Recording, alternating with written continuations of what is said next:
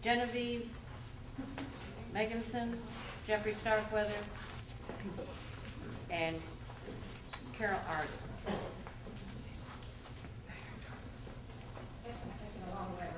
It's okay.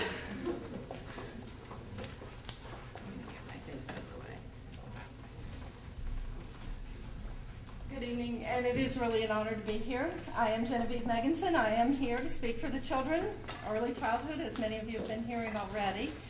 I want to tell you that for those of you that don't know me, I am sympathetic with all of the causes that I've heard tonight so far. I have been a teacher. I live in a solar home. I have worked in the institutions with children who are deaf and hard of hearing and children who are mentally retarded. I've taught in the community college, worked with public employees. And I'm very proud to be here in North Carolina, to be a citizen in this state, to have great leaders like Speaker Hackney and Senator Atwater. I work now with Smart Start.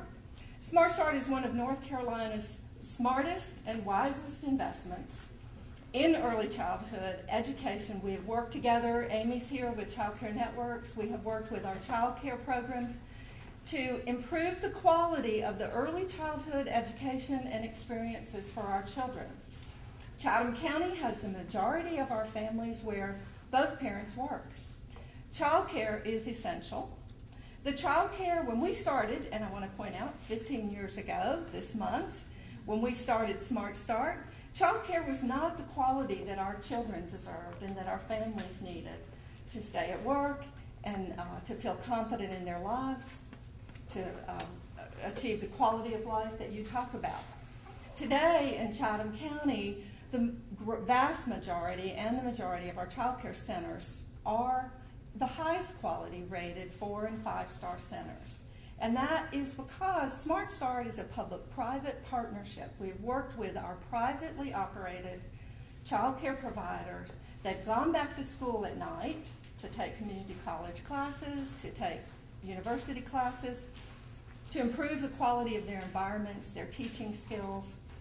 We have worked with families.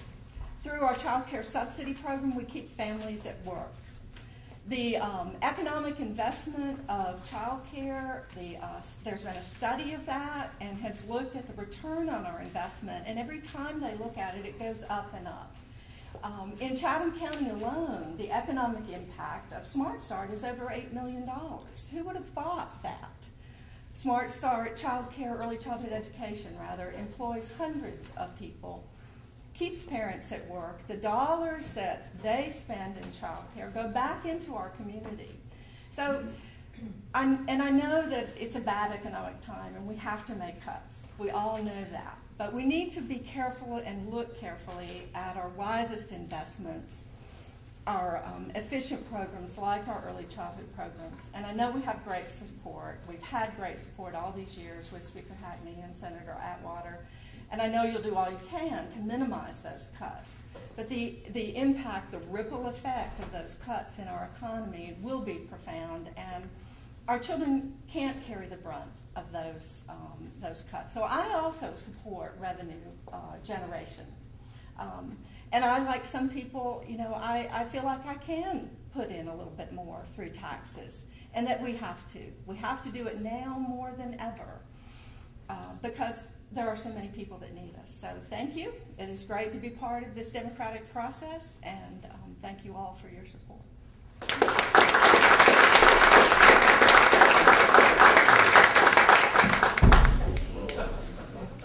Almost into my speech.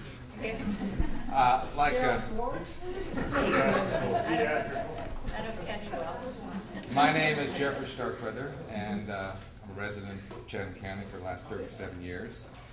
And I'm going to speak about something somewhat dry about economics. But let me just say, as someone who has been a disability attorney, I know how important that is. As someone who's had 2 children go through these schools, and I have 2 precious grandchildren, 1 and 3, that will be going to our schools in the future, I feel real strong about the human aspect of it. That as a member of the Chatham County Economic Development Corporation, I'm not speaking for them, but I want to talk about the economics of what's going on.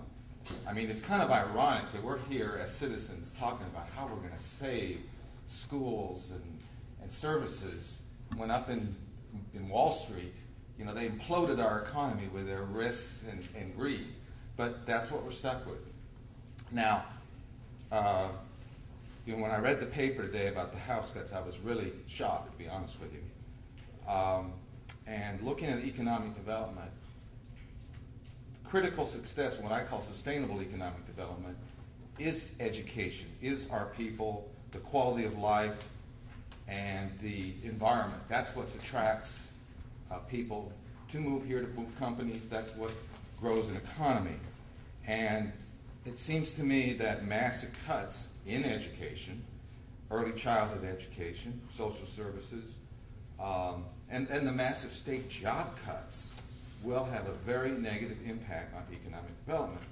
And I would add something to, I think Commissioner Vanderbeek alluded to it, that if you look at what makes a difference, we always have this myth that everybody starts at the same starting line, but we know that's not really true.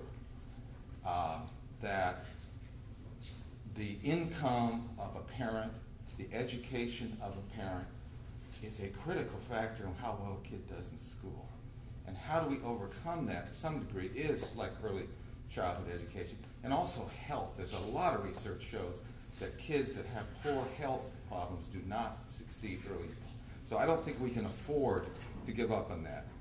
Now, fortunately, we have a President of the United States that understands that when you're in a depression or a recession, you're in a deflationary cycle, what do you have to do?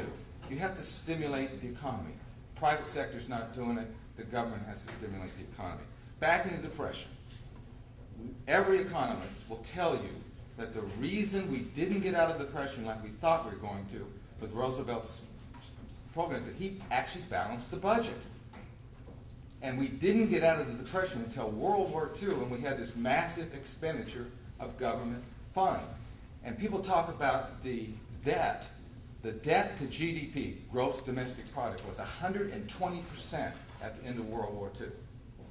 And you know, we're not anywhere near that. Now, what is the effect of the state of North Carolina? So the feds are stimulating all this money. What is the state doing? It's cutting services. It's cutting jobs.